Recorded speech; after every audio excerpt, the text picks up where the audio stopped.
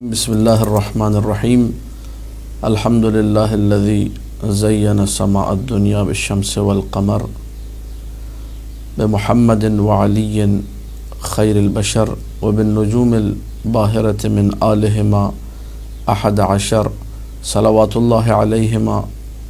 ما لاہ نجم وظہر ولعنۃ اللہ علی من تولی عنہم وکفر اما بعد فقال مولانا امیر المؤمنین صلوات اللہ وسلامہ علیہ من کفارات الذنوب العظام اغاثۃ الملہوف۔ ناظرین گرامی، جس کلمے کو لے کر آپ کے سامنے آج حاضر ہوئے ہیں،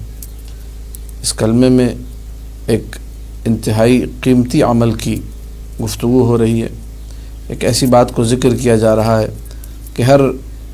نیک طینت، ہر پاکیزہ طبیعت رکھنے والا انسان انسانیت کے ناطے ہی اس کام کو انجام دینا اپنے لیے ضروری سمجھے گا، اور مولا متقیان نے اس عمل کا سب سے بڑا فائدہ جو خود انسان کو پہنچتا ہے وہ اس کلمے میں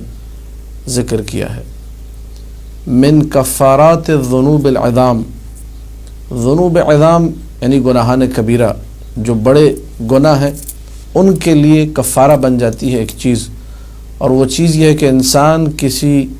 درد مند کی، انسان کسی پریشان حال کی فریاد رسی کرے، اس کی فریاد کو پہنچے، وتنفیس المکروب، کسی درد مند کے غم و غصے کو دوا کرے، اس کی مشکل کو آسان کرے، اس کی پریشانی کو دور کرے۔ میں اور آپ شاید اس عمل کی طرف بسا اوقات اس لیے متوجہ نہیں ہو پاتے کہ اپنی ہم لوگ بساط کو دیکھتے ہیں، مسئلہ سامنے والے کا بڑا ہے، پیسے میرے پاس کم ہیں، میں اس کی کیسے مدد کر سکتا ہوں، یا مثال کے طور پر بہت ساری ایسی مشکلات ہوتی ہیں جہاں پہ مجھ سے کچھ نہیں بن سکتا، تو میں اپنے آپ کو وہاں پر لاچار یا بیچارہ تصور کرتے ہوئے آگے بڑھنے کی کوشش ہی نہیں کر سکتا کہ میں کیا کر سکتا ہوں۔ لیکن مولا متقیان نے اس جملے میں ہمیں ترغیب دلائی ہے کہ آگے بڑھو، اپنے گناہوں پر اگر پردہ ڈلوانا چاہتے ہو، تمہارے گناہوں کے لیے اگر چاہتے ہو کہ خدا کی طرف سے کفارہ ہو، کفارے کا مطلب وہ چیز جو گناہوں کو چھپا دے، جو تمہیں لوگوں کی نگاہوں میں عزیز بنا کے رکھے۔ خدا ستار العیوب ہے، لیکن اس نے کچھ ایسے اعمال بھی بتائے ہیں جو کہ ستر عیب کا باعث بنتے ہیں، ان میں سے ایک عمل ہے اغاثۃ الملہوف۔ اب یہ کہ اس مشکل کو بھی خود معصومین علیہم السلام نے آسان کر دیا کہ کیسے ہم لوگ ہر کسی کی مدد کر سکتے ہیں، اور یہ جملہ کائنات کے ہر فرد بشر کے لیے ہے۔ ہم میں سے ہر کوئی محتاج ہوتا ہے، ہم میں سے ہر کسی کو بسا اوقات ضرورت پڑتی ہے، ہم میں سے ہر ایک کبھی نہ کبھی مشکل میں پھنستا ہے۔ تو ایسے لوگ جو ہماری مدد کرتے ہیں، ہم ذرا اس لمحے کو اپنے اوپر رکھ کر سوچیں کہ ہم کیسے ان کے لیے دعا کرتے ہیں، ہم کیسے ان کو نیک الفاظ میں یاد کرتے ہیں، ہم کیسے ان کو اچھی طریقے سے اپنی دعاؤں میں یاد رکھتے ہیں۔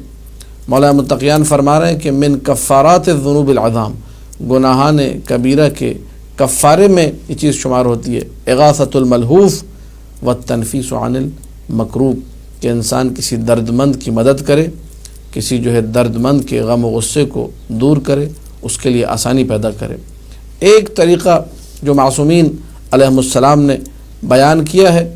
کہ انسان کس طریقے سے مدد کر سکتا ہے جب کہ اس کی جیب سے کسی پیسے کا کوئی خرچہ نہ ہو، اس کی جیب سے کچھ نہ جائے۔ اور جیب سے کچھ نہ جائے کا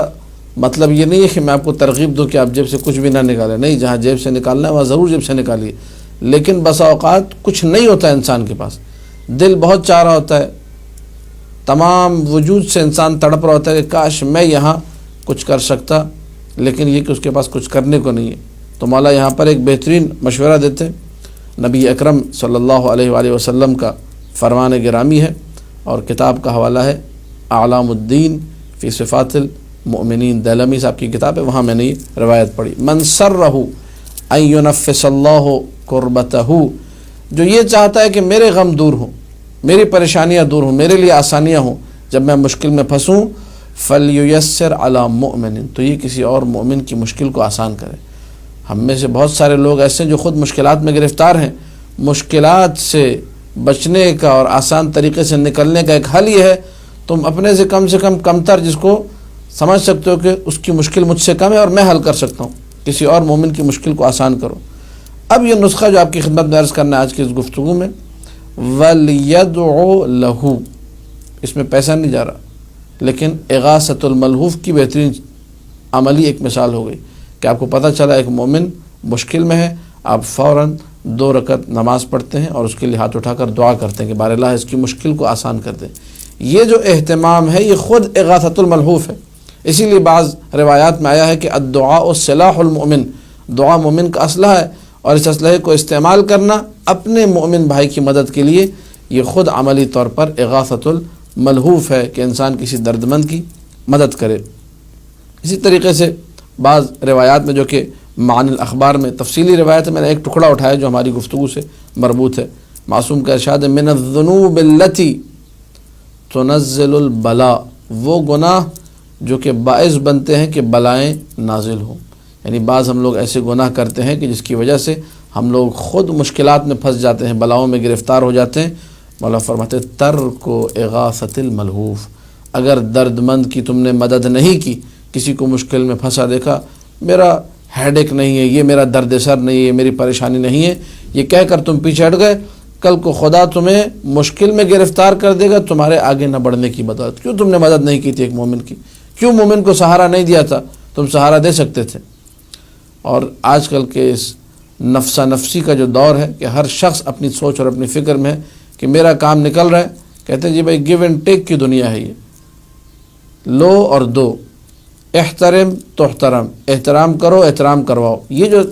سوچ ہے یہ سوچ اچھی نہیں ہے، شریعت نے ہمیں اس سے اوپر جا کر درس دیا۔ احترم تحترم، تحترم تو واجب سی چیز ہے کہ تم احترام کرو تو تمہارا احترام کیا جائے گا، تم اگر دو گے تو پھر ہم بھی تمہیں دیں گے، تم اگر عطا کرو گے ہم بھی تمہیں عطا کریں گے۔ یہ تو حل جزاء الاحسان الا الاحسان، یہ تو انسانیت کا کمال نہیں ہے۔ کمال وہ ہوتا ہے جو آپ کی ذات سے مختص ہو، کمال انسانی وہ ہے جو آپ سے مختص ہو۔ اگر آپ کے ساتھ اختصاص نہیں رکھتی یہ چیز تو یہ کمال نہیں ہے آپ کے لیے۔ کتے کو بھی اگر روٹی ڈالی جائے وہ بھی دم ہلاتا ہے۔ یہ جنبہ، یہ جو طبیعت ہے، یہ جو مزاج ہے کہ سامنے والا نیکی کرے تو تم نیکی کرو، یہ تو حیوانات کے اندر بھی موجود ہے، کمال انسانی نہیں ہے۔ کمال انسانی یہ ہے کہ انسان اس سوچ میں نہ رہے کہ میرے ساتھ نیکی ہوگی، اس سوچ میں رہے کہ میں سامنے والے کا مسئلہ حل کر دوں گا، اور یقیناً جب یہ سامنے والے کا مسئلہ حل کرے گا، ابھی ہم نے روایت پڑھی کہ اللہ اس کی مشکل کو آسان کرے گا، پھر ولو لوگ آگے نہ آئیں۔ اپنے مومن بھائی کی مشکل کو حل کیا، خداوند متعال خود آپ کی مشکل کو آسان کرے گا۔ علماء نے اس موضوع پہ بہت کام کیا، حتیٰ کہ سید ابن طاؤس نے پوری ایک کتاب لکھی ہے جس کتاب کا نام ہی اغاثۃ الملہوف ہے۔ دعا ہے خداوند متعال سے کہ ہم لوگوں کو اپنے معاشرے کے جو درد مند، پریشان حال، گرفتار افراد ہیں ان کی مدد کرنے کی توفیق عطا کرے، اور جس قدر ہو سکتا ہے اگر ہم لوگ کچھ نہیں بھی کر سکتے تو حد اقل کم سے کم یہ کہ ہم لوگ ہاتھ اٹھا کر 2 رکعت نماز پڑھنے کے بعد، 2 رکعت نماز کا میں اس لیے ذکر کر رہا ہوں کہ اس میں ایک اہتمام ہو جاتا ہے، وَإِلَّا بسا اوقات بے اہتمامی کی کیفیت میں اس نے کہا جی ہم آپ کے لیے دعا کریں گے، انشاءاللہ جی ٹیلی فون پہ کہتے ہیں ضرور دعا کریں گے، اس کے بعد ٹیلی فون ختم اور دعا بھی اسی ٹیلی فون کے اندر گم ہو کے ختم ہو جاتی ہے، کبھی بھی ہمیں یاد نہیں آتا کہ دعا کرنی ہے۔ تو اس 2 رکعت نماز میں ایک اہتمام ہوتا ہے کہ جی فلانا اپنے بھائی کی مشکل کے لیے پڑھ رہا ہوں۔ خداوند متعال ہمیں یہ توفیق دے کہ جب کوئی مومن پریشان حال ہو تو اس کی پریشانی کو دور کرنے کے لیے ہم لوگ 2 رکعت نماز پڑھیں اور اس کے بعد اس کے لیے دعا کریں، جس طریقے سے ایک عورت جو ہے مسجد کوفہ میں، جب مسجد کوفہ کے قرب و جوار میں جب گری تھی زمین پر، اس نے اٹھتے وقت کہا تھا لعن اللہ ظالمی کے یا فاطمۃ الزہرا، اور یہ خبر امام کو ملی تھی کہ اس کو لے جایا گیا، جیل میں ڈال دیا گیا، لے جا کے گرفتار کر لیا گیا، تو امام اپنے گھر سے مسجد گئے۔ یہ اہتمام ہے، یہ